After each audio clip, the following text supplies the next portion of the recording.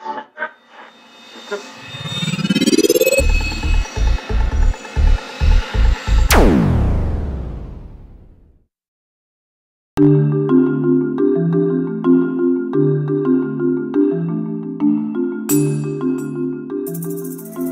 many people have seen me do a workshop before? How many people have not seen me do a workshop before? Okay, then you guys have to hear the disclaimer. Here it is. Number one, my name is Merv. I also go by M.R. Sellers. I write a series of novels called the Rowan Gant Investigations. They are a series of fiction books about a witch who helps solve murders. Okay, there you go. That's what I do. Why the hell am I up here talking to you? I don't know. They invited me, and I've been coming here for like 11 years. There you go. Okay? I am probably one of the most irreverent people you're going to ever meet. Okay? I use curse words. I say things that annoy people. I say things to make you think. Okay? Understand this. If I'm going to offend you, you need to get up and leave now. Because I don't want Tish coming to me and saying, so-and-so said you just ruined their entire festival experience because you did X, Y, Z. That happened to me at an event. Okay? Even after I gave the disclaimer, the lady went to the organizers and said, he ruined my entire festival experience. She ruined it. Okay? She stayed for the workshop. That's her problem. So, if any of these things offend you, leave now. If they are going to offend you and you're going to stay anyway, it's on you. We clear on that? Okay. Next, I say things that I think are funny.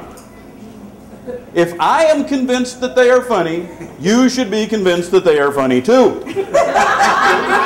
And you will laugh. If you do not laugh, I will repeat myself. That's your first cue. If I repeat myself and you still don't laugh, I am going to explain it to you. You don't want it to go that far. We good? Okay. As you can see, I don't stay put. I move around. I'm a fairly interactive speaker. If I say to you, here's a question, blah, blah, blah, blah, what do you think? I don't want you to go home and think about it and then email me 2 weeks later. We're here for the workshop now. I want you to answer me. We good? You can raise your hand. You can blurt out the answer. If you blurt out the answer and somebody else is blurting out their answer and I don't understand you, oh well. Okay, I'm hard of hearing. I'm getting old. That's how it is. So are we all clear on the rules? That's how it works. Okay. Ostensibly, we are here to talk about why you should not base a religion on a fictional work. Who better to talk about that than a guy who writes fiction? Okay? So I want you to understand up front, I write fiction. What does that mean? That means that every damn thing that comes out of my mouth for the next hour is probably a lie. Okay? I am making this up. Therefore, if you think this is not the workshop for you, if you were expecting me to have any great insights and that you were going to really learn something, it might be time to find a different workshop. I'm here to entertain you. Okay? Are we all good with that? Okay? That's my job. I'm a fiction author. I'm not here to teach you anything. I'm here to keep you entertained while other shit goes on behind the scenes. Okay? We good? Okay. Now that we have established that, you know that I'm going to stand up here and lie to you.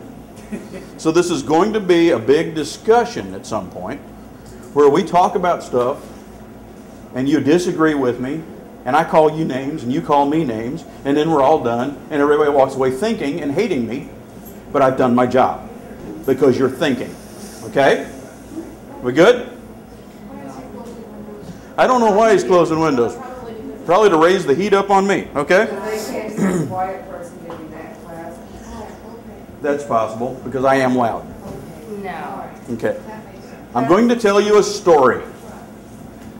This story, and I'll preface this with this story is actually true. While I just told you I'm going to lie to you, this story is true. Once upon a time, Many, many years ago, I mean, we're talking a lot of years ago, it was autumn. It was an autumn day like any other autumn day.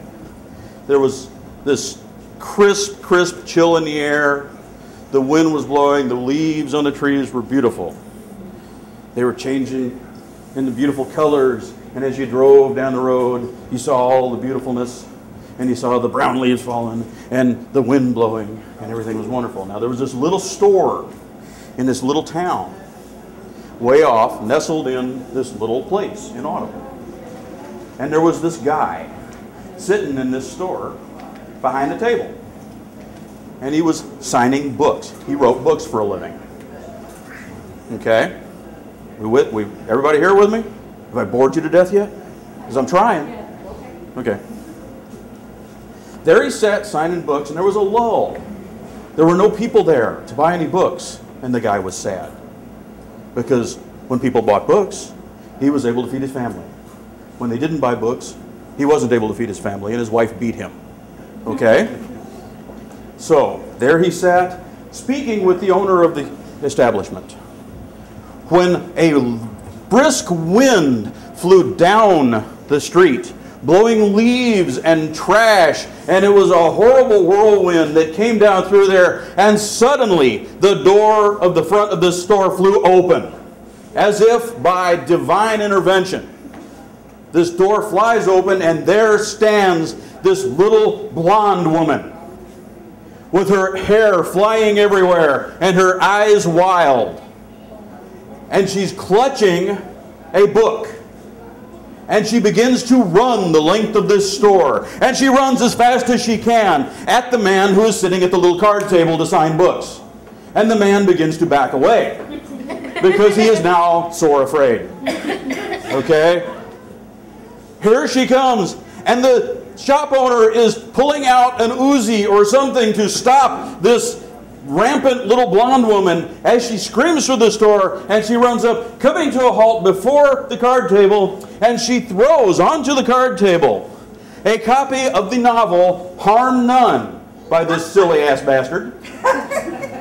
And she says, "Mr. Sellers, I've been teaching my coven from your book."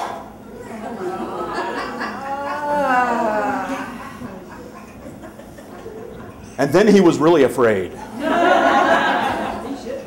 Because in the front of his books, it says, this is a work of fiction. There is even a disclaimer that says, guess what? This is not a primer for being a pagan, for witchcraft, for Wicca, or any other religion. This is a made-up deal. It's all fiction. It's a path that has been blended from multiple paths. Do not use this as an instruction book. Take it for what it is, entertainment. Yet, the little blonde woman had created the ta-da, Rowan Gant tradition of Wicca.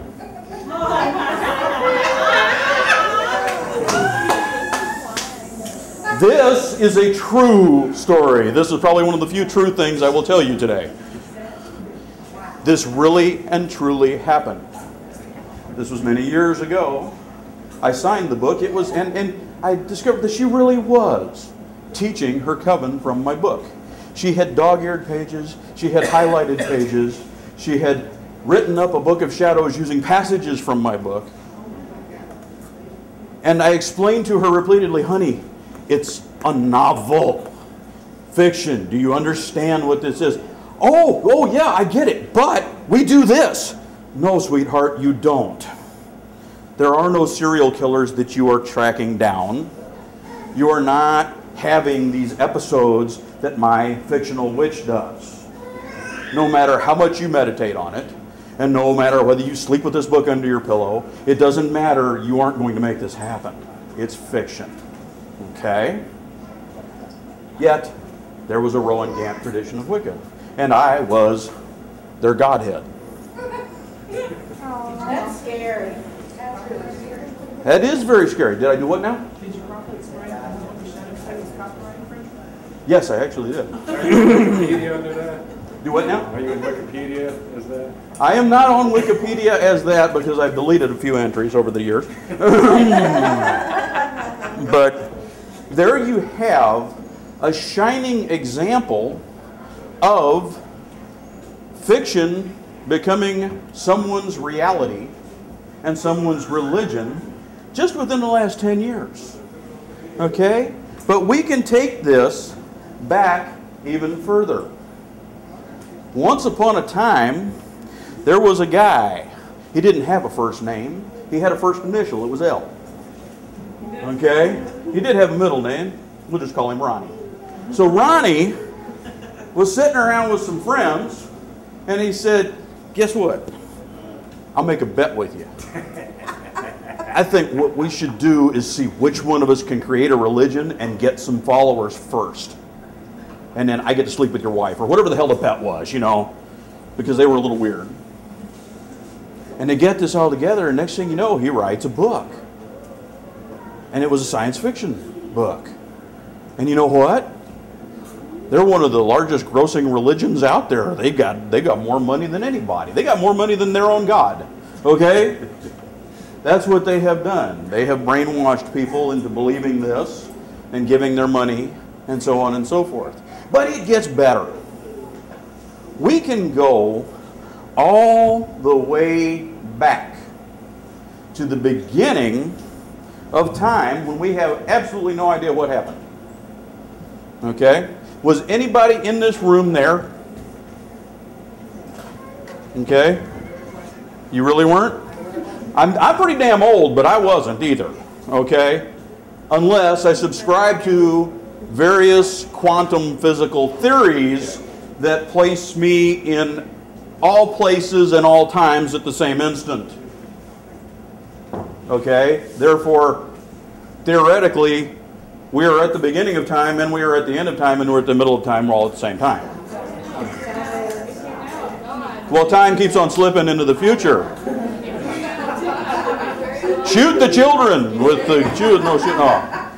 Okay. So we can take this all the way back to any recorded religion. Note that I said any recorded religion.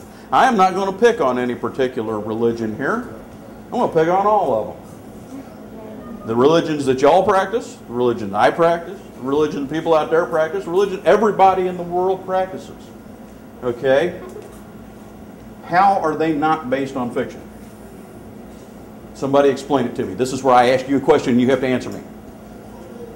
Somebody tell me how they're not based on fiction. Okay. Okay. Well, I have proof of my religion. You do? Back to, yes, because they found a skeleton of a young woman, and they named her Lucy. And I know she was pagan. Okay, how do you know this? Because there was no religion. There's no religion in existence. So you're going to take the literal definition of pagan. I'm taking Lucy as the founder of my religion. Okay, now let me ask you a question. Is that a lie? No, but I'm going to contradict you anyway. Go ahead. Okay? Technically, if you want to go right down to the wire with this, paganism is kind of like black. Black is the absence of light. Paganism is the absence of religion. Now, what did we just do? It's a syllogism at that It's a syllogism, okay. At that point. At that point, there was no religion. No religion. At that point, we have no known religion. I'm claiming her. Okay, you're claiming her, but at that point, there is no known religion. Therefore, paganism actually isn't a religion. That's right.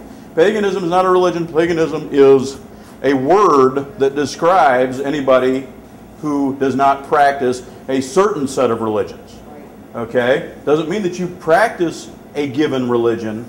If you take the literal definition of the word, it's the absence of religion. Okay? So, this is about religions. So since we can trace it all the way back to the skeleton of Lucy, and at that point in time we actually had no religion, where did the first religion come from? She didn't find her. She did. She's dead, so she couldn't tell us? Okay, yes. Religion is an attempt to explain the unexplainable. Religion, yes, is an attempt to explain the unexplainable. Let me tell you another story. Yes, ma'am. Some guy decided that he come up with something and tell other people to talk to God, and that's how it's going. That's exactly what I was going to tell you. There's this other story that I know. Long time ago, back in 1993. Okay, that's a long time ago. 1993, the Mississippi did much what it's doing now. Okay, only it did it a little further north. It attacked us there in St. Louis and said, "I'm here to kill all of you." And it came and it flooded, and it was the Great Flood, and we were gathering the dogs and the cats and the toads and the mosquitoes and everything 2 by 2, and we were leading them, and we built a big wooden john boat, and we put, you know, a barbecue pit in one end of it, and we had an oven root on the back, and, you know, we were all good. And beer. We had beer. We rescued all of the beer and put it in the live well with some ice. Okay? And we had all of the animals 2 by 2. And what we did was, as we sat there on the hill watching the waters rise, we saw that the great flood was coming, and it was overtaking our known world. All that we could see, it was flooding. So it had flooded the known world for us. And there you had it. So we sat on the hill, and there I was with Fred.